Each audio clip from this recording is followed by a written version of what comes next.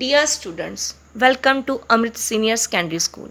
ਪਿਆਰੇ ਵਿਦਿਆਰਥੀਓ, ਅੱਜ ਮੈਂ ਤੁਹਾਨੂੰ 8th ਕਲਾਸ ਦੀ ਸਾਇੰਸ ਦੀ ਟੈਕਸਟ ਬੁੱਕ ਦਾ ਚੈਪਟਰ ਨੰਬਰ 5 ਕੋਲਾ ਅਤੇ ਪੈਟਰੋਲੀਅਮ ਦੀ ਸੈਕਿੰਡ ਪਾਰਟ ਦੀ ਵੀਡੀਓ ਕਰਵਾਉਣ ਜਾ ਰਹੀ ਹਾਂ, ਜੋ ਕਿ ਤੁਹਾਡੀ ਬੁੱਕ ਦਾ ਪੇਜ ਨੰਬਰ 59 ਤੋਂ ਲੈ ਕੇ 61 ਦੇ ਵਿਚਕਾਰ ਹੈ। ਅਸੀਂ ਪਿਛਲੀ ਵੀਡੀਓ 'ਚ ਗੱਲ ਕੀਤੀ ਸੀ ਜੀ ਕੋਲਾ ਕਿੱਥੋਂ ਪ੍ਰਾਪਤ ਹੁੰਦਾ ਹੈ, ਇਹ ਕਿਵੇਂ ਪ੍ਰਾਪਤ ਕੀਤਾ ਜਾਂਦਾ ਤੇ ਇਸ ਦੇ ਲਾਭ ਬਾਰੇ ਪੜ੍ਹਿਆ ਸੀ। ਅੱਜ ਗੱਲ ਕਰਾਂਗੇ ਜੀ ਪੈਟਰੋਲੀਅਮ ਦੇ ਬਾਰੇ। ਪੈਟਰੋਲੀਅਮ ਬਾਲਣ ਦੇ ਰੂਪ ਵਿੱਚ ਪੈਟਰੋਲ ਦੀ ਵਰਤੋਂ ਹਲਕੇ ਸਵੈਚਲਿਤ ਵਾਹਨਾਂ ਜਿਵੇਂ ਮੋਟਰਸਾਈਕਲ, ਸਕੂਟਰਾਂ ਅਤੇ ਕਾਰਾਂ ਵਿੱਚ ਹੁੰਦੀ ਹੈ। ਕਹਿੰਦਾ ਬਾਲਣ ਦੇ ਰੂਪ ਵਿੱਚ ਜੋ ਚੀਜ਼ ਅਸੀਂ ਪਾਉਂਦੇ ਹਾਂ ਆਪਣੇ ਸਕੂਟਰ ਮੋਟਰਸਾਈਕਲਾਂ ਦੇ ਵਿੱਚ, ਉਹਨੂੰ ਕੀ ਕਹਿੰਦੇ ਨੇ ਜੀ? ਪੈਟਰੋਲ। ਭਾਰੇ ਮੋਟਰ ਵਾਹਨਾਂ ਜਿਵੇਂ ਟਰੱਕ ਅਤੇ ਟਰੈਕਟਰਾਂ ਨੂੰ ਚਲਾਉਣ ਲਈ ਡੀਜ਼ਲ ਕੰਮ ਆਉਂਦਾ ਹੈ। ਜਿਹੜੇ ਭਾਰੇ ਵਹੀਕਲਸ ਹੁੰਦੇ ਨੇ ਜਿਵੇਂ ਟਰੱਕ ਹੋ ਗਏ, ਟਰੈਕਟਰ ਹੋ ਗਏ, ਉਹਨਾਂ ਚਲਾਉਣ ਲਈ ਜੋ ਬਾਲਣ ਪਾਇਆ ਜਾਂਦਾ ਉਹਨੂੰ ਕੀ ਕਹਿੰਦੇ ਨੇ ਜੀ? ਡੀਜ਼ਲ। ਹਲਕੇ ਵਿੱਚ ਪੈਟਰੋਲ ਪੈਂਦਾ ਹੈ ਜੀ ਹਲਕੇ ਵਾਹਨਾਂ ਵਿੱਚ, ਅਤੇ ਭਾਰੇ ਵਾਹਨਾਂ ਵਿੱਚ ਕੀ ਪਾਇਆ ਜਾਂਦਾ ਹੈ? ਡੀਜ਼ਲ। ਇਹ ਬਾਲਣ ਪ੍ਰਾਕ੍ਰਿਤਿਕ ਸਰੋਤਾਂ ਤੋਂ ਪ੍ਰਾਪਤ ਹੁੰਦੇ ਹਨ, ਜਿਸ ਨੂੰ ਪੈਟਰੋਲੀਅਮ ਕਹਿੰਦੇ ਹਨ। ਇਹ ਸਾਰੇ ਸਾਨੂੰ ਜੋ ਪੈਟਰੋਲ ਵਗੈਰਾ, ਡੀਜ਼ਲ ਵਗੈਰਾ, ਇਹਨੂੰ ਕੀ ਕਿਹਾ ਜਾਂਦਾ ਜੀ? ਪੈਟਰੋਲੀਅਮ ਕਿਹਾ ਜਾਂਦਾ ਹੈ, ਕਿਉਂਕਿ ਸਾਨੂੰ ਕਿੱਥੋਂ ਪ੍ਰਾਪਤ ਹੋ ਰਹੇ? ਕੁਦਰਤੀ ਸਰੋਤਾਂ ਤੋਂ ਪ੍ਰਾਪਤ ਹੋ ਰਹੇ ਨੇ। ਅਸੀਂ ਖੁਦ ਇਨਸਾਨ ਨਹੀਂ ਬਣਾਉਂਦਾ ਪੈਟਰੋਲ ਜਾਂ ਡੀਜ਼ਲ ਨੂੰ, ਇਹ ਸਾਨੂੰ ਕੁਦਰਤ ਤੌਰ ਤੋਂ ਹੀ ਬਣੇ ਬਣਾਏ ਮਿਲਦੇ ਨੇ। ਇਸ ਦਾ ਮਤਲਬ ਇਹ ਨਹੀਂ ਜੀ ਅਸੀਂ ਆਪਣੀ ਕਾਰ ਜਾਂ ਮੋਟਰਸਾਈਕਲ ਦੇ ਵਿੱਚ ਪੈਟਰੋਲ ਪਾਉਣਾ ਅਤੇ ਪੈਟਰੋਲ ਪੰਪ 'ਤੇ ਚੱਲ ਜਾਣੇ ਅਤੇ ਮਿਲ ਜਾਂਦਾ ਅਤੇ ਇਨਸਾਨ ਨੇ ਬਣਾਇਆ ਹੋਊਗਾ। ਨਹੀਂ ਜੀ, ਇਹਨੂੰ ਇਸ ਕੁਦਰਤ ਨੇ ਬਣਾ ਕੇ ਸਾਨੂੰ ਦਿੱਤਾ ਹੋਇਆ, ਅਸੀਂ ਇਹਨੂੰ ਖੁਦ ਲੱਭਿਆ ਅਤੇ ਕਿਸ ਤਰ੍ਹਾਂ ਬਣਦਾ ਹੈ ਜੀ, ਇਹਦੇ ਬਾਰੇ ਗੱਲ ਕਰਦੇ ਹਾਂ। ਪੈਟਰੋਲੀਅਮ ਕਿਵੇਂ ਬਣਦਾ ਹੈ? ਪੈਟਰੋਲੀਅਮ ਦਾ ਨਿਰਮਾਣ ਸਮੁੰਦਰ ਵਿੱਚ ਰਹਿਣ ਵਾਲੇ ਜੀਵਾਂ ਤੋਂ ਹੋਇਆ। ਜਦੋਂ ਇਹ ਜੀਵ ਮਰੇ, ਇਹਨਾਂ ਦੇ ਸਰੀਰ ਸਮੁੰਦਰ ਦੇ ਥੱਲੇ 'ਤੇ ਜਾ ਕੇ ਜੰਮ ਗਏ। ਕਹਿੰਦਾ ਜੀ ਪੈਟਰੋਲ ਦਾ ਨਿਰਮਾਣ ਕਿਵੇਂ ਹੋਇਆ? ਜਿਹੜੇ ਸਮੁੰਦਰ ਦੇ ਵਿੱਚ ਜੀਵ ਜੰਤੂ ਰਹਿੰਦੇ ਸੀ ਉਹਨਾਂ ਦੇ ਕਰਕੇ ਹੋਇਆ। ਉਹ ਜੀਵ ਜੰਤੂ ਜੋ ਸਮੁੰਦਰ ਦੇ ਵਿੱਚ ਮਰ ਗਏ ਅਤੇ ਫਿਰ ਕੀ ਹੋਇਆ ਜੀ? ਉਹ ਥੱਲੇ ਜ਼ਮੀਨ 'ਤੇ ਜਾ ਕੇ ਰਹਿਣ ਲੱਗ ਪਏ। ਮਤਲਬ ਉਹਨਾਂ ਦਾ ਸਰੀਰ ਜੋ ਮਰਿਆ ਹੋਇਆ ਸੀ ਉਹ ਜ਼ਮੀਨ ਦੇ ਥੱਲੇ ਲੱਗ ਗਿਆ, ਅਤੇ ਫਿਰ ਕੀ ਹੋਇਆ ਜੀ? ਰੇਤ ਮਿੱਟੀ ਦੀਆਂ ਤਹਿਾਂ ਨਾਲ ਢੱਕ ਕੇ ਜੋ ਸਮੁੰਦਰ ਜੀਵ ਜੰਤੂ ਰਹਿੰਦੇ ਸੀ, ਪੇੜ ਪੌਦੇ ਲੱਗੇ ਹੋਏ ਸੀ, ਉਹ ਸਾਰੇ ਮਰ ਗਏ ਅੰਦਰ। ਠੀਕ ਹੈ ਜੀ, ਉਹ ਸਾਰੇ ਡੈੱਡ ਹੋ ਗਏ, ਅਤੇ ਫਿਰ ਕੀ ਉਹਦੇ ਉੱਪਰ ਰੇਤ ਮਿੱਟੀ ਪੈਣੀ ਸ਼ੁਰੂ ਹੋ ਗਈ ਪਾਣੀ ਦੇ ਵਿੱਚ। ਲੱਖਾਂ ਸਾਲਾਂ ਵਿੱਚ ਹਵਾ ਦੀ ਮੌਜੂਦਗੀ ਵਿੱਚ ਉੱਚ ਤਾਪ ਅਤੇ ਉੱਚ ਦਬਾਅ ਨੇ ਮਰੇ ਜੀਵਾਂ ਨੂੰ ਪੈਟਰੋਲੀਅਮ ਅਤੇ ਪ੍ਰਕਿਰਤਿਕ ਗੈਸ ਵਿੱਚ ਤਬਦੀਲ ਕਰ ਦਿੱਤਾ।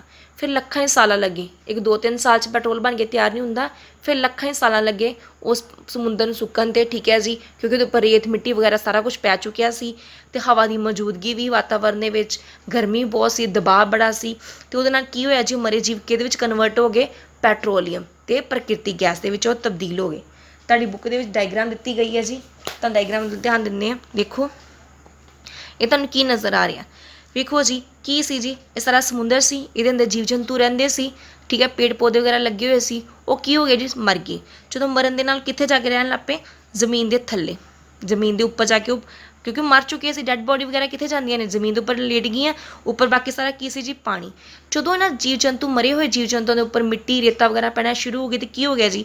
ਉਹ ਚਟਾਨਾਂ ਬਣਨੀਆਂ ਸ਼ੁਰੂ ਹੋ ਗਈਆਂ, ਬਹੁਤ ਜ਼ਿਆਦਾ ਕੜਕ ਵਗੈਰਾ ਚਟਾਨਾਂ ਬਣਨੀਆਂ ਸ਼ੁਰੂ ਹੋ ਗਈਆਂ, ਅਤੇ ਚਟਾਨਾਂ ਦੇ ਨਾਲ ਨਾਲ ਉੱਪਰ ਕੀ ਸੀ ਜੀ? ਪਾਣੀ ਸੀ, ਅਤੇ ਨਾਲ ਚਟਾਨਾਂ ਦੇ ਵਿੱਚੋਂ ਕੀ ਫਿਰ ਮਰੇ ਜੀਵ ਜੰਤੂ, ਮਿੱਟੀ ਵਗੈਰਾ ਪੈਣੀ ਸ਼ੁਰੂ ਹੋ ਗਈ। ਜਦੋਂ ਕੰਪੋਸਟਿੰਗ ਹੋਣੀ ਸ਼ੁਰੂ ਹੋ ਜਾਂਦੀ, ਕੀ ਬਣਨਾ ਸ਼ੁਰੂ ਹੋ ਗਿਆ ਜੀ? ਤੇਲ ਬਣਨਾ ਸ਼ੁਰੂ ਹੋ ਗਿਆ। ਅਤੇ ਤੇਲ ਨਾ ਤੁਹਾਨੂੰ ਡਾਇਗਰਾਮ ਦੇ ਵਿੱਚ ਨਜ਼ਰ ਆ ਹੀ ਰਿਹਾ ਜੀ। ਤੇਲ ਕਿੱਥੇ ਨਜ਼ਰ ਆ ਰਿਹਾ? ਪਾਣੀ ਦੇ ਉੱਪਰ। ਠੀਕ ਹੈ ਜੀ, ਕਿਉਂ? ਤੇਲ ਕਦੀ ਪਾਣੀ ਦੇ ਵਿੱਚ ਮਿਕਸ ਨਹੀਂ ਹੁੰਦਾ, ਕਿਉਂਕਿ ਤੇਲ ਪਾਣੀ ਨਾਲੋਂ ਹਲਕਾ ਹੁੰਦਾ, ਇਸ ਕਰਕੇ ਤੇਲ ਹਮੇਸ਼ਾ ਪਾਣੀ ਦੇ ਉੱਪਰ ਤੈਰਦਾ ਹੈ। ਅਤੇ ਤੇਲ ਦੇ ਉੱਪਰ ਕੀ ਨਜ਼ਰ ਆ ਰਿਹਾ ਜੀ? ਗੈਸ। ਤੁਹਾਨੂੰ ਇੰਨਾ ਪਤਾ ਜੀਵ ਜੰਤੂ ਜਾਂ ਜੋ ਜੀਵ ਜੰਤੂ ਗੱਲਾਂ ਕਰਨਾ ਸ਼ੁਰੂ ਕਰ ਦਿੰਦੇ, ਕੀ ਹੁੰਦਾ ਜੀ? ਉਹਨਾਂ ਵਿੱਚੋਂ ਗੈਸ ਬਣਨੀ ਸ਼ੁਰੂ ਹੋ ਜਾਂਦੀ ਹੈ, ਤਾਂ ਗੈਸ ਕੀ ਜੀ? ਤੇਲ ਦੇ ਉੱਪਰ ਸੀ। ਠੀਕ ਹੈ ਜੀ, ਅਤੇ ਕਿਉਂਕਿ ਗੈਸ ਤੇਲ ਨਾਲੋਂ ਹਲਕੀ ਹੈ ਅਤੇ ਤੇਲ ਪਾਣੀ ਨਾਲੋਂ ਹਲਕਾ ਸੀ, ਇਸ ਕਰਕੇ ਉਹਨਾਂ ਦੀਆਂ ਪਰਤਾਂ ਬਣਨੀਆਂ ਸ਼ੁਰੂ ਹੋ ਗਈਆਂ। ਜਿਹੜਾ ਆਸ ਪਾਸ ਏਰੀਆ ਹੈਗਾ ਪਾਣੀ ਦੇ ਨਾਲ, ਉਹ ਕੀ ਹੈ ਜੀ? ਅਪ੍ਰਭਾਵਿਤ ਚਟਾਨਾਂ, ਜਿਹਨਾਂ ਚਟਾਨਾਂ ਨਾਲ ਕੋਈ ਵੀ ਅੰਦਰ ਲੈਣ ਦੇਣ ਨਹੀਂ ਹੈ ਤੇਲ ਦੇ ਨਾਲ, ਉਹ ਸਾਰੀ ਸਾਈਡ 'ਤੇ ਬਾਹਰ ਸੀ। ਫਿਰ ਸਾਨੂੰ ਤੇਲ ਕਿਸ ਤਰ੍ਹਾਂ ਪ੍ਰਾਪਤ ਹੋਇਆ? ਫਿਰ ਉਹਨਾਂ ਦੀ ਖੁਦਾਈ ਕਰਨੀ ਸ਼ੁਰੂ ਕੀਤੀ ਖੂਹ ਦੇ ਰੂਪ ਵਿੱਚ, ਅਤੇ ਫਿਰ ਸਾਨੂੰ ਕੀ ਪ੍ਰਾਪਤ ਹੋਣਾ ਸ਼ੁਰੂ ਹੋ ਗਿਆ ਜੀ? ਪੈਟਰੋਲੀਅਮ ਪਦਾਰਥ ਮਿਲਣੇ ਸ਼ੁਰੂ ਹੋ ਗਏ। ਠੀਕ ਹੈ ਜੀ, ਇਹ ਸਾਰਾ ਕੀ ਪ੍ਰੋਸੈਸ ਸੀ ਜੀ? ਪੈਟਰੋਲੀਅਮ ਅਤੇ ਪ੍ਰਕਿਰਤੀ ਦੇ ਵਿੱਚ ਗੈਸ ਸਾਨੂੰ ਕਿਸ ਤਰ੍ਹਾਂ ਪ੍ਰਾਪਤ ਹੋ ਰਹੀ ਹੈ, ਉਹਦੇ ਬਾਰੇ। ਤੇਲ ਦਾ ਪਹਿਲਾ ਖੂਹ ਪੈਨਸਿਲਵੇਨੀਆ, ਅਮਰੀਕਾ ਵਿੱਚ 1859 ਈਸਵੀ ਵਿੱਚ ਡਰਿਲ ਕੀਤਾ ਗਿਆ ਸੀ। ਕਹਿੰਦਾ ਪਹਿਲੀ ਵਾਰ ਸਾਨੂੰ ਤੇਲ ਦਾ ਖੂਹ 1859 ਈਸਵੀ ਵਿੱਚ ਅਮਰੀਕਾ ਦੇ ਪੈਨਸਿਲਵੇਨੀਆ ਨਾਂ ਦੇ ਸ਼ਹਿਰ ਵਿੱਚ ਸਾਨੂੰ ਪ੍ਰਾਪਤ ਹੋਇਆ। 8 ਸਾਲ ਬਾਅਦ 1867 ਈਸਵੀ ਵਿੱਚ ਅਸਾਮ ਦੇ ਮੁਕਾਮ ਨਾਂ ਦੀ ਥਾਂ 'ਤੇ ਤੇਲ ਦਾ ਪਤਾ ਲੱਗਾ ਸੀ। ਕਹਿੰਦਾ ਜੀ ਫਿਰ 8 ਸਾਲਾਂ ਬਾਅਦ 1867 ਵਿੱਚ ਇੰਡੀਆ ਵਿੱਚ ਅਸਾਮ ਦੇ ਵਿੱਚ ਮੁਕਾਮ ਦੇ ਇੱਕ ਸ਼ਹਿਰ ਵਿੱਚ ਸਾਨੂੰ ਪਤਾ ਲੱਗਾ ਕਿ ਤੇਲ ਉੱਥੇ ਪ੍ਰਾਪਤ ਹੋਇਆ। ਭਾਰਤ ਵਿੱਚ ਤੇਲ ਅਸਾਮ, ਗੁਜਰਾਤ, ਬੰਬੇ ਹਾਈ, ਗੋਦਾਵਰੀ ਤੇ ਕ੍ਰਿਸ਼ਨਾ ਨਦੀਆਂ ਦੇ ਬੇਸਨ ਵਿੱਚ ਮਿਲਦਾ ਹੈ। ਕਹਿੰਦਾ ਜੀ ਇੰਡੀਆ ਵਿੱਚ ਤੇਲ ਇਹਨਾਂ ਥਾਵਾਂ ਤੇ ਪਾਇਆ ਜਾਂਦਾ ਹੈ। ਪੈਟਰੋਲੀਅਮ ਦੀ ਸੁਧਾਈ। ਸੁਧਾਈ ਕੀ ਹੁੰਦਾ ਹੈ ਜੀ? ਪੈਟਰੋਲੀਅਮ ਗੂੜੇ ਰੰਗ ਦੀ ਤੇਲੀ ਦਰਵ ਹੈ। ਠੀਕ ਹੈ ਜੀ, ਇੰਨਾ ਪਤਾ ਹੈ ਜੀ ਪੈਟਰੋਲੀਅਮ ਕੀ ਦਰਵ ਹੁੰਦਾ ਹੈ। ਠੀਕ ਹੈ, ਲਿਕੁਇਡ ਫਾਰਮ ਦੇ ਵਿੱਚ ਹੁੰਦਾ ਤੇ ਕਹਿੰਦਾ ਬਹੁਤ ਜ਼ਿਆਦਾ ਗੂੜਾ ਹੁੰਦਾ ਹੈ, ਬਹੁਤ ਜ਼ਿਆਦਾ ਡਾਰਕ ਹੁੰਦਾ ਹੈ। ਇਸ ਦੀ ਗੰਧ ਭੈੜੀ ਹੁੰਦੀ ਹੈ। ਇਹ ਕਈ ਸੰਗਠਕਾਂ, ਇਹ ਕਹਿੰਦਾ ਜੀ ਕਈ ਤਰ੍ਹਾਂ ਦੇ ਪਦਾਰਥਾਂ ਨਾਲ ਮਿਲ ਕੇ ਬਣਦਾ ਹੈ, ਜਿਵੇਂ ਪੈਟਰੋਲੀਅਮ ਗੈਸ, ਪੈਟਰੋਲ, ਡੀਜ਼ਲ, ਮਸ਼ੀਨਾਂ ਦੇ ਪੁਰਜਿਆਂ ਨੂੰ ਲਾਉਣ ਵਾਲਾ ਤੇਲ, ਪੈਰਾਫਿਨ, ਮੋਮ ਆਦਿ ਦਾ ਮਿਸ਼ਰਣ ਹੈ। ਪੈਟਰੋਲੀਅਮ ਦੇ ਕਈ ਸੰਗਠਨਾਂ ਨੂੰ ਵੱਖ-ਵੱਖ ਕਰਨ ਦੀ ਪ੍ਰਕਰਮ ਸੁਧਾਈ ਅਖਵਾਉਂਦਾ ਹੈ। ਕਹਿੰਦਾ ਜੀ ਜੋ ਪੈਟਰੋਲੀਅਮ ਦੇ ਵਿੱਚ ਸਾਰੇ ਪਦਾਰਥ ਪਾਏ ਜਾਂਦੇ ਨੇ, ਇਹਨਾਂ ਸਾਰੇ ਪਦਾਰਥਾਂ ਨੂੰ ਅਲੱਗ ਕਰਨ ਦੀ ਪ੍ਰਕਿਰਿਆ ਨੂੰ ਕੀ ਕਹਿੰਦੇ ਨੇ? ਸੁਧਾਈ। ਇਹ ਕਾਰਜ ਪੈਟਰੋਲੀਅਮ ਸੁਧਾਈ ਕਾਰਖਾਨੇ ਵਿੱਚ ਕੀਤਾ ਜਾਂਦਾ ਹੈ। ਇਸ ਤਰ੍ਹਾਂ ਦੇ ਵੱਖ ਤਰ੍ਹਾਂ ਦੇ ਕਾਰਖਾਨੇ ਨੇ ਜੋ ਸਾਰੇ ਪਦਾਰਥ ਨੂੰ ਅਲੱਗ-ਅਲੱਗ ਕਰਦੇ ਨੇ ਪੈਟਰੋਲੀਅਮ ਪਦਾਰਥਾਂ ਦੇ ਵਿੱਚੋਂ, ਪੈਟਰੋਲ, ਡੀਜ਼ਲ, ਠੀਕ ਹੈ ਜੀ, ਪੈਰਾਫਿਨ, ਮੋਮ ਆਦਿ ਨੂੰ ਅਲੱਗ-ਅਲੱਗ ਕਰਦੇ ਨੇ, ਤਾਂ ਸਾਨੂੰ ਜਾ ਕੇ ਹਰੇਕ ਚੀਜ਼ ਦੀ ਅਲੱਗ-ਅਲੱਗ ਸਾਨੂੰ ਚੀਜ਼ਾਂ ਪ੍ਰਾਪਤ ਹੁੰਦੀਆਂ ਨੇ। ਪੈਟਰੋਲੀਅਮ ਦੇ ਵੱਖ-ਵੱਖ ਭਾਗਾਂ ਤੇ ਉਹਨਾਂ ਦੀ ਵਰਤੋਂ ਦੀ ਸਾਰਣੀ ਇਸ ਤਰ੍ਹਾਂ ਹੈ। ਕਹਿੰਦਾ ਜੀ ਉਹਨਾਂ ਦੀ ਵਰਤੋਂ ਦੀ ਸਾਰਣੀ, ਕਿਹੜੇ ਪਦਾਰਥ ਨਿਕਲਦੇ ਹਨ, ਕਿਸ ਤਰ੍ਹਾਂ ਨਿਕਲਦੇ ਹੋਣਗੇ। ਜਿਵੇਂ ਦਰਵ ਪੈਟਰੋਲੀਅਮ ਗੈਸ ਨਿਕਲਦੀ ਪਈ, ਉਹਨੂੰ ਕੀ ਬੋਲਦੇ? LPG। ਇਹਦੀ ਵਰਤੋਂ ਅਸੀਂ ਕਿੱਥੇ ਕਰਦੇ ਹਾਂ? ਘਰਾਂ ਵਿੱਚ ਯੂਜ਼ ਕਰਦੇ ਹਾਂ। ਜਿਹੜਾ ਅਸੀਂ ਆਪਣੇ ਘਰਾਂ ਵਿੱਚ ਸਿਲੰਡਰ ਯੂਜ਼ ਕਰਦੇ ਪਏ ਹਾਂ, ਠੀਕ ਹੈ ਜੀ, ਗੈਸ, ਉਹ ਕੀ ਹੈ? LPG ਹੈ। ਉਦਯੋਗਾਂ ਦੇ ਵਿੱਚ ਬਾਲਣ ਦੇ ਰੂਪ ਵਿੱਚ ਕੀਤੀ ਜਾਂਦੀ ਹੈ। ਸੈਕਿੰਡ ਨੰਬਰ 'ਤੇ ਪੈਟਰੋਲ। ਸਾਨੂੰ ਪਤਾ ਜੀ ਪੈਟਰੋਲ ਕਿੱਥੇ ਯੂਜ਼ ਹੋ ਰਿਹਾ ਜੀ? ਮੋਟਰ ਵਿੱਚ ਯੂਜ਼ ਹੋ ਰਿਹਾ, ਮੋਟਰਸਾਈਕਲਾਂ ਦੇ ਵਿੱਚ, ਜਹਾਜ਼ਾਂ ਦੇ ਬਾਲਣ ਵਿੱਚ, ਡਰਾਈ ਕਲੀਨ ਵਾਸਤੇ ਵੀ ਪੈਟਰੋਲ ਯੂਜ਼ ਹੁੰਦਾ ਹੈ। ਮਿੱਟੀ ਦਾ ਤੇਲ, ਸਟੋਵ, ਲੈਂਪ, ਠੀਕ ਹੈ ਜੀ, ਜੈਟ ਜਹਾਜ਼ਾਂ ਦੇ ਬਾਲਣ ਲਈ ਯੂਜ਼ ਕੀਤਾ ਜਾਂਦਾ ਪੈਟਰੋਲ। ਫਿਰ ਗੱਲ ਕਰਦੇ ਹਾਂ ਜੀ ਡੀਜ਼ਲ, ਭਾਰੀ ਮੋਟਰ ਵਾਹਨ, ਬਿਜਲੀ ਜਨਰੇਟਰਾਂ ਲਈ ਯੂਜ਼ ਕੀਤਾ ਜਾਂਦਾ ਡੀਜ਼ਲ। ਮਸ਼ੀਨੀ ਤੇਲ, ਮਸ਼ੀਨਾਂ ਨੂੰ ਚਲਾਉਣ ਲਈ, ਠੀਕ ਹੈ ਜੀ। ਪੈਰਾਫਿਨ, ਮੋਮ, ਮੱਲਮ, ਮੋਮਬੱਤੀ ਜਿਹੜੀ ਬਣਦੀ ਉਹ ਕਦੀ ਬਣਦੀ ਹੁੰਦੀ? ਪੈਰਾਫਿਨ, ਮੋਮ ਦੀ ਬਣੀ ਹੁੰਦੀ ਹੈ। ਅਤੇ ਵੈਸਲੀਨ ਆਦਿ ਵਿੱਚ ਜਿਹੜੀ ਜੋ ਚੀਜ਼ ਪਾਈ ਜਾਂਦੀ ਉਹ ਕੀ ਹੈ? ਪੈਰਾਫਿਨ, ਮੋਮ ਹੈਗੀ ਹੈ। ਬਿਟਮੇਨ, ਪੇਂਟ ਅਤੇ ਸੜਕ ਨਿਰਮਾਣ ਦੇ ਲਈ ਬਿਟਮੇਨ ਦਾ ਯੂਜ਼ ਕੀਤਾ ਜਾਂਦਾ ਹੈ। ਇਹ ਵੀ ਇੱਕ ਪੈਟਰੋਲੀਅਮ ਪਦਾਰਥ ਹੈਗਾ ਜੋ ਅਸੀਂ ਯੂਜ਼ ਕਰਦੇ ਹਾਂ। ਹਾਂਜੀ, ਪੈਟਰੋਲੀਅਮ ਤੇ ਪ੍ਰਾਕ੍ਰਿਤਿਕ ਗੈਸ ਤੋਂ ਕਈ ਲਾਭਦਾਇਕ ਪਦਾਰਥ ਪ੍ਰਾਪਤ ਕੀਤੇ ਜਾਂਦੇ ਹਨ। ਕਹਿੰਦਾ ਜੀ ਪੈਟਰੋਲੀਅਮ ਤੇ ਕੁਦਰਤੀ ਗੈਸ, ਪ੍ਰਾਕ੍ਰਿਤਿਕ ਗੈਸ ਤੋਂ ਸਾਨੂੰ ਕਈ ਤਰ੍ਹਾਂ ਦੇ ਨਾ ਪਦਾਰਥ ਪ੍ਰਾਪਤ ਹੁੰਦੇ ਜੋ ਸਾਡੇ ਲਈ ਬਹੁਤ ਜ਼ਿਆਦਾ ਲਾਭਦਾਇਕ ਹੁੰਦੇ ਨੇ।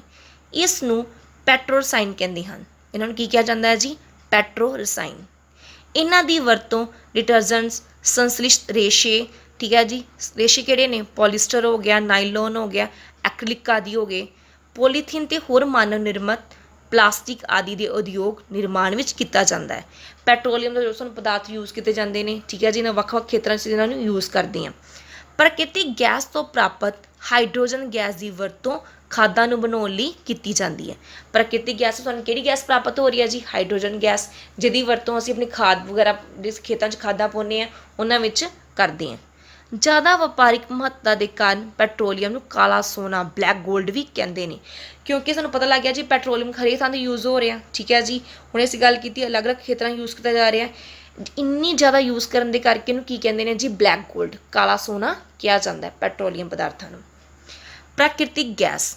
ਪ੍ਰਾਕ੍ਰਿਤਿਕ ਗੈਸ ਇੱਕ ਬਹੁਤ ਮਹੱਤਵਪੂਰਨ ਫਾਸਿਲ ਬਾਲਣ ਹੈ, ਕਿਉਂਕਿ ਇਸ ਦਾ ਪਰਿਵਹਨ ਪਾਈਪਾਂ ਦੁਆਰਾ ਆਸਾਨੀ ਨਾਲ ਹੋ ਜਾਂਦਾ ਹੈ। ਕਹਿੰਦਾ ਜੀ ਬਹੁਤ ਜ਼ਰੂਰੀ ਨਾ ਸਾਡੇ ਯੂਜ਼ ਕਰਨ ਵਾਲਾ ਇੱਕ ਬਾਲਣ ਹੈ, ਕਿਉਂਕਿ ਕਿਉਂ ਹਲਕਾ ਬਾਲਣ ਯੂਜ਼ ਕਿਹਾ ਜਾਂਦਾ ਹੈ? ਕਿਉਂਕਿ ਇਹਨਾਂ ਦੀ ਵਰਤੋਂ ਨਾ ਅਸੀਂ ਪਾਈਪਾਂ ਵਿੱਚ ਕੀਤੀ ਜਾ ਸਕਦੀ ਹੈ। ਇਹਨੂੰ ਕਿਸ ਤਰ੍ਹਾਂ ਆਪਾਂ ਜੀ ਕੋਲਾ ਸਾੜਨਾ, ਕੋਲੇ ਨੂੰ ਬਾਲਣ ਦੇ ਰੂਪ ਯੂਜ਼ ਕਰਨਾ, ਕੀ ਕਰਾਂਗੇ? ਕੋਲੇ ਨੂੰ ਪਹਿਲਾਂ ਬਾਲਾਂਗੇ, ਠੀਕ ਹੈ ਜੀ, ਉਹਨੂੰ ਲਿਆਉਣਾ ਪਵੇਗਾ, ਠੀਕ ਹੈ ਜੀ। ਜੇ ਪੈਟਰੋਲ ਵਗੈਰਾ ਪਾਉਣਾ ਉਹ ਲਿਕੁਇਡ ਦੀ ਫਾਰਮ 'ਚ ਹੋਏਗਾ, ਪਰ ਕੀ ਹੈ ਜੀ ਪ੍ਰਾਕ੍ਰਿਤਿਕ ਗੈਸ, ਉਸਦੇ ਨਾਮ ਤੋਂ ਪਤਾ ਲੱਗ ਗੈਸ ਦੀ ਫਾਰਮ 'ਚ ਹੈਗਾ, ਤਾਂ ਗੈਸ ਕਿਸ ਤਰ੍ਹਾਂ ਆਉਂਦੀ ਹੋਏਗੀ ਜੀ? ਪਾਈਪਾਂ ਦੇ ਥਰੂ ਆ ਜਾਂਦੀ, ਸਾਡੇ ਘਰਾਂ ਵਿੱਚ ਆ ਸਕਦੀ ਹੈ। ਪ੍ਰਾਕ੍ਰਿਤਿਕ ਗੈਸ ਨੂੰ ਉੱਚੇ ਦਬਾਅ 'ਤੇ ਨਪੀੜਤ ਪ੍ਰਾਕ੍ਰਿਤਿਕ ਗੈਸ CNG ਦੇ ਰੂਪ ਵਿੱਚ ਭੰਡਾਰਿਤ ਕੀਤਾ ਜਾਂਦਾ ਹੈ। ਪ੍ਰਾਕ੍ਰਿਤਿਕ ਗੈਸ ਨੂੰ ਕੀ ਕਹਿੰਦੇ ਨੇ ਜੀ? CNG, ਕੰਪਰੈਸਡ ਨੈਚੁਰਲ ਗੈਸ, ਨਪੀੜਤ ਪ੍ਰਾਕ੍ਰਿਤਿਕ ਗੈਸ। CNG ਦੀ ਵਰਤੋਂ ਊਰਜਾ ਉਤਪਾਦਨ ਤੇ ਪਰਿਵਹਨ ਵਾਹਨਾਂ ਵਿੱਚ ਬਾਲਣ ਦੇ ਰੂਪ ਵਿੱਚ ਕੀਤੀ ਜਾਂਦੀ ਹੈ। ਕਹਿੰਦਾ CNG ਦੀ ਵਰਤੋਂ ਕਿੱਥੇ ਕਰਦੇ ਹਾਂ? ਊਰਜਾ ਉਤਪਾਦਨ ਲਈ, ਊਰਜਾ ਪੈਦਾ ਕਰਨ ਲਈ, ਠੀਕ ਹੈ ਜੀ। ਆਪਣੇ ਸਾਡੇ ਵਹੀਕਲ ਯੂਜ਼ ਕਰਦੇ ਪਏ ਨੇ ਅਸੀਂ, ਠੀਕ ਹੈ, ਜਿਸ ਤਰ੍ਹਾਂ ਆਟੋ ਰਿਕਸ਼ਾ ਹੋ ਗਏ, ਮੋਟਰਸਾਈਕਲ ਹੋ, ਕਾਰ ਹੋ ਗਈ, ਅੱਜ ਕੱਲ੍ਹ ਉਹ ਸਾਰੀਆਂ ਕਿੱਥੇ ਚੱਲ ਰਹੀਆਂ ਜੀ? CNG ਦੇ ਰੂਪ ਵਿੱਚ ਚੱਲ ਰਹੀਆਂ ਨੇ। ਕਿਉਂਕਿ ਇਹ ਘੱਟ ਪ੍ਰਦੂਸ਼ਣਕਾਰੀ ਹੈ, ਕਿਉਂਕਿ ਇਸ ਜੋ CNG ਵਰਤਦੇ ਆ ਇਹਨਾਂ ਧੂੰਆਂ ਨਹੀਂ ਹੁੰਦਾ, ਠੀਕ ਹੈ ਜੀ। ਇਹ ਘੱਟ ਸਾਡੇ ਵਾਤਾਵਰਨ ਵਿੱਚ ਪ੍ਰਦੂਸ਼ਣ ਫੈਲਾਉਂਦਾ ਹੈ। ਇਹ ਸਵੱਛ ਬਾਲਣ ਹੈ। CNG ਨੂੰ ਘਰਾਂ ਤੇ ਕਾਰਖਾਨਿਆਂ ਵਿੱਚ ਸਿੱਧਾ ਬਾਲਿਆ ਜਾ ਸਕਦਾ ਹੈ। ਇਹਨੂੰ ਅਸੀਂ ਪਾਈਪਾਂ ਰਾਹੀਂ ਸਿੱਧਾ ਲੈ ਕੇ ਆ ਸਕਦੇ ਹਾਂ, ਜਿੱਥੇ ਇਸ ਦੀ ਸਪਲਾਈ ਪਾਈਪਾਂ ਦੇ ਰਾਹੀਂ ਕੀਤੀ ਜਾ ਸਕਦੀ ਹੈ। ਪਾਈਪਾਂ ਦਾ ਜਾਲ ਵਡੋਦਰਾ, ਦਿੱਲੀ ਆਦਿ। ਵਡੋਦਰਾ ਕਿੱਥੇ ਹੈ ਜੀ? ਗੁਜਰਾਤ। ਦਿੱਲੀ ਆਦਿ ਵਿੱਚ ਹੈਗਾ। ਕਹਿੰਦਾ ਦਿੱਲੀ ਵਗੈਰਾ ਤੇ ਵਡੋਦਰਾ ਵਿੱਚ ਕੀ ਹੁੰਦਾ ਹੈ ਜੀ? CNG ਸਿੱਧਾ ਪਾਈਪਾਂ ਨਾਲ ਹੀ ਨਾ ਲੋਕਾਂ ਦੇ ਘਰਾਂ ਵਿੱਚ ਵਰਤੀ ਜਾਂਦੀ ਹੈ। ਜਿਸ ਤਰ੍ਹਾਂ ਗੈਸ ਸਿਲੰਡਰ ਯੂਜ਼ ਕਰਦੇ ਹਾਂ LPG, ਇਸ ਤਰ੍ਹਾਂ ਉਹ CNG ਯੂਜ਼ ਕਰਦੇ ਨੇ। ਸਾਡੇ ਦੇਸ਼ ਵਿੱਚ ਪ੍ਰਕਿਰਤਿਕ ਗੈਸ ਤ੍ਰਿਪੁਰਾ, ਰਾਜਸਥਾਨ, ਮਹਾਰਾਸ਼ਟਰ ਅਤੇ ਕ੍ਰਿਸ਼ਨਾ ਗੋਦਾਵਰੀ ਡੈਲਟਾ ਵਿੱਚ ਮਿਲਦੀ ਹੈ।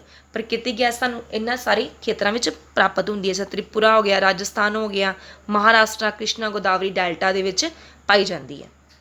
ਕੀ ਪ੍ਰਯੋਗਸ਼ਾਲਾ ਵਿੱਚ ਮਰੇ ਜੀਵਾਂ ਤੋਂ ਕੋਲਾ, ਪੈਟਰੋਲੀਅਮ ਅਤੇ ਪ੍ਰਕਿਰਤਿਕ ਗੈਸ ਬਣਾਈ ਜਾ ਸਕਦੀ ਹੈ? ਅਸੀਂ ਹੁਣੇ ਗੱਲ ਕੀਤੀ ਹੈ ਜੀ ਕਿ ਮਰੇ ਹੋਏ ਜੀਵ ਜੰਤੂ ਸਾਨੂੰ ਕੋਲਾ ਅਤੇ ਪੈਟਰੋਲ ਪ੍ਰਾਪਤ ਹੋਇਆ। ਕਹਿੰਦਾ ਕੀ ਅਸੀਂ ਆਪਣੀ ਪ੍ਰਯੋਗਸ਼ਾਲਾ ਵਿੱਚ, ਲੈਬੋਰਟਰੀ ਵਿੱਚ ਇਹ ਚੀਜ਼ਾਂ ਬਣਾ ਸਕਦੇ ਹਾਂ?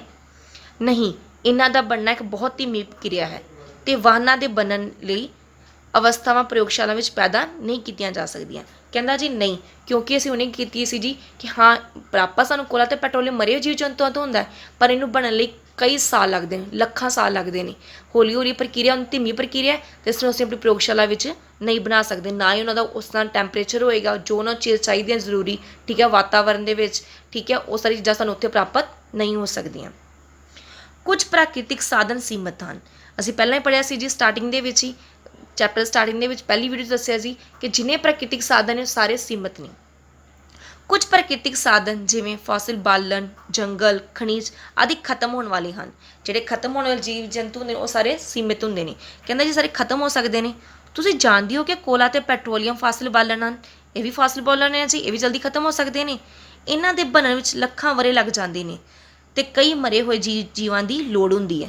ਜੇਕਰ ਅਸੀਂ ਕੋਲਾ ਅਤੇ ਪੈਟਰੋਲੀਅਮ ਬਣਾਉਣਾ ਚਾਹੀਏ, ਸਾਨੂੰ ਕਿੰਨੇ ਨਾ ਮਰੇ ਹੋਏ ਜੀਵ ਜੰਤੂ ਚਾਹੀਦੇ ਨੇ ਅਤੇ ਲੱਖਾਂ ਹੀ ਸਾਲ ਚਾਹੀਦੇ ਨੇ। ਅਤੇ ਇਹਨਾਂ ਬਾਲਣ ਦੇ ਹਵਾ ਵੀ ਪ੍ਰਦੂਸ਼ਣ ਹੁੰਦੀ ਹੈ। ਜਦੋਂ ਇਹਨਾਂ ਬਾਲਣ ਨੂੰ ਅਸੀਂ ਬਾਲਦੇ ਹਾਂ ਤਾਂ ਸਾਡੀ ਹਵਾ ਵੀ ਪ੍ਰਦੂਸ਼ਣ ਹੁੰਦੀ ਹੈ। ਇਸ ਕਰਕੇ ਸਾਨੂੰ ਇਹਨਾਂ ਬਾਲਣ ਨੂੰ ਵੀ ਨਾ ਕੋਲਾ ਅਤੇ ਪੈਟਰੋਲੀਅਮ ਨੂੰ ਸੋਚ ਸਮਝ ਕੇ ਹੀ ਬਾਲਣਾ ਚਾਹੀਦਾ ਹੈ, ਤਾਂ ਜੋ ਸਾਡੀ ਹਵਾ ਵੀ ਪ੍ਰਦੂਸ਼ਣ ਘੱਟ ਹੋਵੇ, ਠੀਕ ਹੈ ਜੀ, ਕਿਉਂਕਿ ਇਹਨਾਂ ਦੇ ਬਣਨ 'ਚ ਲੱਖਾਂ ਸਾਲ ਲੱਗਦੇ ਨੇ। ਇਸ ਕਰਕੇ ਇਹਨਾਂ ਦੀ ਵਰਤੋਂ ਵੀ ਸੋਚ ਸੰਭਲ ਕੇ ਕਰਨੀ ਚਾਹੀਦੀ ਹੈ ਕਿ ਜਿੱਥੇ ਇਹਨਾਂ ਦੀ ਲੋੜ ਹੈ ਸਾਨੂੰ ਉੱਥੇ ਵਰਤਣਾ ਚਾਹੀਦਾ। ਸਾਨੂੰ ਜ਼ਿਆਦਾ ਇਹਨਾਂ ਦੀ ਵਰਤੋਂ ਨਹੀਂ ਕਰਨੀ ਚਾਹੀਦੀ, ਕਿਉਂਕਿ ਇਹ ਅੱਜ ਤੇ ਗਏ ਨਹੀਂ ਕਿ ਅੱਜ ਖਤਮ ਹੋਏ ਕੋਈ ਕੱਲ੍ਹ ਸਾਨੂੰ ਮਿਲ ਜਾਣਗੇ, ਪਰਸੋਂ ਸਾਨੂੰ ਮਿਲ ਜਾਣਗੇ ਪਦਾਰਥ। ਨਹੀਂ ਜੀ, ਕੋਲਾ ਅਤੇ ਪੈਟਰੋਲੀਅਮ ਨੂੰ ਬਣਨ ਲੱਖਾਂ ਸਾਲ ਲੱਗਦੇ ਨੇ। ਇਸ ਕਰਕੇ ਇਹਨੂੰ ਸੋਚ ਵਿਚਾਰ ਕਰਕੇ ਹੀ ਵਰਤਣਾ ਚਾਹੀਦਾ ਹੈ। ਭਾਰਤ ਵਿੱਚ ਪੈਟਰੋਲੀਅਮ ਸੁਰੱਖਣ ਖੋਜ ਸਮਿਤੀ PCR ਲੋਕਾਂ ਨੂੰ ਸਲਾਹ ਦਿੰਦੀ ਹੈ, ਠੀਕ ਹੈ ਜੀ। ਭਾਰਤ ਵਿੱਚ PCR ਨਾਂ ਦੀ ਸੰਸਥਾ ਬਣੀ ਹੋਈ ਹੈ, ਜਿਹਦੇ ਫੁੱਲ ਫਾਰਮ ਕੀ ਹੈ ਜੀ? ਪੈਟਰੋਲੀਅਮ ਸੁਰੱਖਣ ਖੋਜ ਸਮਿਤੀ, ਜੋ ਪੈਟਰੋਲ ਦੀ ਖੋਜ ਕਰਦੀ ਹੈ, ਠੀਕ ਹੈ ਜੀ, ਜੋ ਉਹਦੀ ਸਾਂਭ ਸੰਭਾਲ ਕਰਦੀ ਹੈ ਪੈਟਰੋਲ ਦੀ। ਉਹ ਲੋਕਾਂ ਨੂੰ ਸਲਾਹ ਦਿੰਦੀ ਹੈ ਕਿ ਗੱਡੀ ਚਲਾਉਂਦੇ ਸਮੇਂ ਪੈਟਰੋਲ ਡੀਜ਼ਲ ਬਚਾਉਣਾ ਚਾਹੀਦਾ ਹੈ, ਠੀਕ ਹੈ, ਤਾਂ ਜੋ ਸਾਨੂੰ ਬਚਾ ਕੇ ਰੱਖੀਏ, ਤਾਂ ਜੋ ਆਉਣ ਵਾਲੀਆਂ ਪੀੜ੍ਹੀਆਂ ਵੀ ਪੈਟਰੋਲ ਅਤੇ ਡੀਜ਼ਲ ਨੂੰ ਵਰਤ ਸਕਣ। ਉਹਨਾਂ ਦੇ ਨੁਕਤੇ ਹਨ, ਉਹ ਸਾਨੂੰ ਕੋਈ ਸਲਾਹਾਂ ਦਿੰਦੇ ਨੇ ਕਿਸ ਤਰ੍ਹਾਂ ਦੀਆਂ ਚੀਜ਼ਾਂ ਵਰਤਣੀਆਂ ਚਾਹੀਦੀਆਂ ਨੇ, ਜਿਸ ਕਰਕੇ ਅਸੀਂ ਪੈਟਰੋਲ ਅਤੇ ਡੀਜ਼ਲ ਨੂੰ ਬਚਾ ਕੇ ਰੱਖ ਸਕਦੇ ਹਾਂ। ਨੰਬਰ 1, ਜਿੱਥੋਂ ਤੱਕ ਸੰਭਵ ਹੋਵੇ ਗੱਡੀ ਇੱਕ ਸਮਾਨ ਅਤੇ ਹੌਲੀ ਗਤੀ ਨਾਲ ਚਲਾਓ। ਕਹਿੰਦਾ ਜਿੱਥੋਂ ਤੱਕ ਵੀ ਸੰਭਵ ਹੋ ਸਕੇ, ਤੁਹਾਨੂੰ ਜਿਸ ਤਰ੍ਹਾਂ ਪੋਸੀਬਲ ਲੱਗਦਾ ਪਿਆ, ਤੁਸੀਂ ਗੱਡੀ ਨੂੰ ਇੱਕੋ ਸਪੀਡ 'ਤੇ ਚਲਾਓ, ਠੀਕ ਹੈ ਜੀ। ਉੱਥੇ ਗੱਡੀ ਨੂੰ ਇੱਕੋ ਸਪੀਡ 'ਤੇ ਚਲਾਓ, ਆਰਾਮ ਨਾਲ ਚਲਾਓ। ਟ੍ਰੈਫਿਕ ਲਾਈਟਾਂ 'ਤੇ ਗੱਡੀ ਬੰਦ ਕਰੋ। ਟ੍ਰੈਫਿਕ ਲਾਈਟ 'ਤੇ ਇੱਕ ਮਿੰਟ ਸਾਨੂੰ ਰੁਕਣਾ ਪੈਂਦਾ ਹੈ ਜੀ, ਉੱਥੇ ਜਿੰਨੇ ਟਾਈਮ ਤੋਂ ਰੁਕਣਾ ਪੈਂਦਾ ਆਪਣੇ ਪੈਟਰੋਲ ਵਗੈਰਾ ਜਾਂ ਡੀਜ਼ਲ ਵਗੈਰਾ ਬੰਦ ਕਰ ਦਿਓ, ਠੀਕ ਹੈ। ਟਾਇਰਾਂ ਵਿੱਚ ਦਬਾਅ ਸਹੀ ਰੱਖੋ, ਆਪਣੇ ਟਾਇਰਾਂ ਦਾ ਪ੍ਰੈਸ਼ਰ ਸਹੀ ਰੱਖੋ, ਠੀਕ ਹੈ, ਤਾਂ ਜੋ ਬਾਰ-ਬਾਰ ਗੱਡੀ ਦੇ ਇੰਜਨ ਨੂੰ ਪ੍ਰੈਸ਼ਰ ਨਾ ਪਵੇ। ਗੱਡੀ ਦਾ ਨਿਯਮਿਤ ਸਾਂਭ ਸੰਭਾਲ ਸੁਨਿਸ਼ਚਿਤ ਕਰੋ ਅਤੇ ਗੱਡੀ ਦੀ ਆਪਣੇ ਬਾਰ-ਬਾਰ ਜਦੋਂ ਲੋੜ ਪੈਂਦੀ ਸਰਵਿਸ ਕਰਵਾਉਂਦੇ ਰਹੋ। ਇਸ ਕਰਕੇ ਕੀ ਹੋਏਗਾ ਜੀ? ਪੈਟਰੋਲ ਅਤੇ ਡੀਜ਼ਲ ਉਹਨਾਂ ਦਾ ਘੱਟ ਲੱਗੇਗਾ। ਇਹ ਸਾਰਾ ਚੈਪਟਰਸ ਕੀ ਸੀ ਜੀ? ਕੋਲੇ ਅਤੇ ਪੈਟਰੋਲੀਅਮ ਦੇ ਉੱਪਰ। ਤੁਹਾਨੂੰ ਪਿਛਲੀ ਵੀਡੀਓ ਸਮਝਾਇਆ ਸੀ ਕੋਲੇ ਬਾਰੇ, ਇਸ ਵਿੱਚ ਸਮਝਾਤਾ ਪੈਟਰੋਲੀਅਮ ਅਤੇ ਪ੍ਰਕਿਰਤਿਕ ਗੈਸ ਬਾਰੇ। ਉਸ ਦੇ ਰਿਲੇਟਿਡ ਮੈਂ ਤੁਹਾਨੂੰ ਘਰ ਦਾ ਕੰਮ ਦੇ ਰਹੀ ਹਾਂ, ਤੁਸੀਂ ਆਪਣੀ ਸਾਇੰਸ ਦੀ ਕਾਪੀ 'ਤੇ ਕੰਮ ਕਰਨਾ ਹੈ ਜੀ। ਪਹਿਲਾ ਕੁਐਸਚਨ, ਵਾਹਨਾਂ ਦੇ ਲਈ ਸਭ ਤੋਂ ਘੱਟ ਪ੍ਰਦੂਸ਼ਣ ਬਾਲਣ ਡੈਸ਼ ਹੈ। ਕਹਿੰਦਾ ਜੀ ਵਾਹਨਾਂ ਦੇ ਵਿੱਚ ਘੱਟ ਪ੍ਰਦੂਸ਼ਣ ਕਿਹੜਾ ਕਰਦਾ ਬਾਲਣ, ਉਹਦਾ ਨਾਮ ਦੱਸਣਾ ਤੁਸੀਂ। ਪੈਟਰੋਲੀਅਮ ਨਿਰਮਾਣ ਦੇ ਪ੍ਰਕਰਮ ਨੂੰ ਸਮਝਾਓ। ਪੈਟਰੋਲੀਅਮ ਦਾ ਨਿਰਮਾਣ ਕਿਸ ਤਰ੍ਹਾਂ ਹੋਇਆ, ਉਹ ਸਾਰੇ ਪ੍ਰੋਸੈਸ ਨੂੰ ਸਮਝਾਉਣਾ ਤੁਸੀਂ। CNG ਦੇ ਕੋਈ 3 ਲਾਭ ਦੱਸੋ। ਕੋਈ 3 ਲਾਭ ਦੱਸਣੇ ਆ CNG ਦੇ। ਡੀਜ਼ਲ ਹਲਕੇ ਵਾਹਨਾਂ ਵਿੱਚ ਵਰਤਿਆ ਜਾਂਦਾ ਹੈ, ਹਾਂ ਜਾਂ ਨਹੀਂ, ਤੁਸੀਂ ਦੱਸਣਾ ਜੀ ਇੱਥੇ। ਕਾਲਾ ਸੋਨਾ ਕਿਸ ਨੂੰ ਕਹਿੰਦੇ ਹਨ, ਉਸ ਦਾ ਨਾਮ ਲਿਖਣਾ ਹੈ। ਓਕੇ ਬੇਟਾ ਜੀ, ਥੈਂਕ ਯੂ।